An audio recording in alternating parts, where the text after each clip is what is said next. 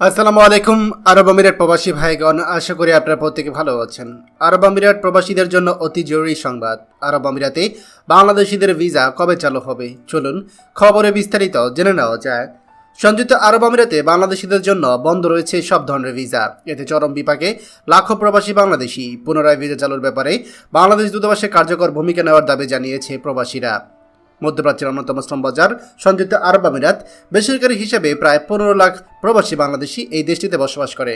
সম্প্রতি নানা কারণে আবারও বন্ধ হয়ে গিয়েছে বাংলাদেশিদের জন্য সব ধরনের ভিসা সুবিধা। কবে নাগাদ এই ভিসার রুদ্ধদ্বার খুলতে পারে তা নিয়ে দেখা দিয়েছে অনিশ্চয়তা। সাধারণ ক্ষমার আওতায় অভ্যন্তরীণ ভিসা চালু থাকলেও অভিবাসন খরচ বেশি হয় চরম বিপাকে পড়েছে অনেক অবৈধ বৈশী। বাংলাদেশ সহ কয়েকটি দেশের নাগরিকদের অপরাধ প্রবণতা বেড়ে যাওয়ায় 2012 সালে সব ধরনের ভিসা বন্ধ করে দেয় আরব আমিরাত সরকার। 2020 সালের শেষ নাগাদ আবারও ভিসা চালু করা হয়। সংশ্লিষ্টরা বলেন, এই সুযোগের অপব্যবহারের কারণে বাংলাদেশিরা শ্রমবাজারের উপর কঠোর বিধিনিষেধ আরোপ করা হয়। পুনরায় ভিসা চালুর জন্য বাংলাদেশ মিশনে কার্যকর ভূমিকা রাখার দাবি জানিয়েছে প্রবাসীরা। অক্টোবর থেকে মার্চ পর্যন্ত সংযুক্ত আরব আমিরাতে পর্যটকদের উপচে পড়া ভিড় থাকে। এই সময় ভ্রমণ ভিসা বন্ধ থাকায় দেশটিতে ঘুরতে যেতে পারছে না কোনো বাংলাদেশি। এছাড়া স্টুডেন্ট ও ফ্যামিলি ভিসা বন্ধ থাকায় মারাত্মক সংকটে পড়েছে প্রবাসী পরিবারগুলো।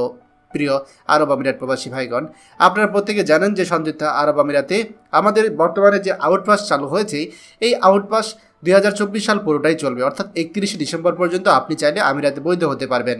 এ ব্যাপারে আমরা বিস্তারিত অলরেডি আলোচনা করেছি। তবে আমাদের বর্তমানে যে সমস্যা আমরা সবথেকে বেশি ফেস করছি সেটা হচ্ছে আমাদের প্রবাসীরা কিন্তু নতুন করে আর আমিরাতে আসতে পারছি না। আর আমিরাতে নতুন করে আসতে না পারার কারণে আমাদের প্রবাসীরা কিন্তু নতুন করে এই শ্রম বাজারটাতে কোনো রকম কোনো ভূমিকা রাখতে পারছে না।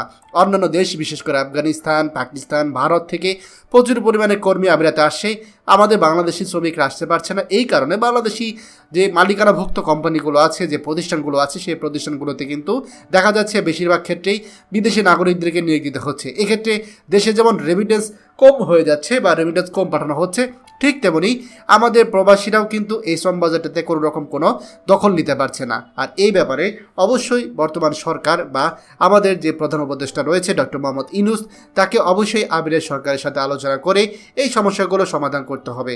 খবরটি আমাদের আরব আমিরাতে সকল প্রবাসীদের সাথে এখনই শেয়ার করে সবাইকে এই গুরুত্বপূর্ণ খবরটি জানার সুযোগ করে দিন। আর আপনি যদি আমাদের এই চ্যানেল নতুন হয়ে থাকেন, অবশ্যই আমাদের চ্যানেলটিকে সাবস্ক্রাইব করুন আরব আমিরাতে সকল গুরুত্বপূর্ণ খবর সবার আগে পাওয়ার জন্য। ধন্যবাদ সবাইকে। আমাদের সকল ভিডিও আপডেট সবার আগে পেতে আমাদেরকে সাবস্ক্রাইব করুন। সাবস্ক্রাইব করতে সাবস্ক্রাইব বাটনে ক্লিক করুন এবং বেল আইকনটি চাপুন, যাতে আমাদের কোনো লেটেস্ট ভিডিও আপনি মিস না করুন।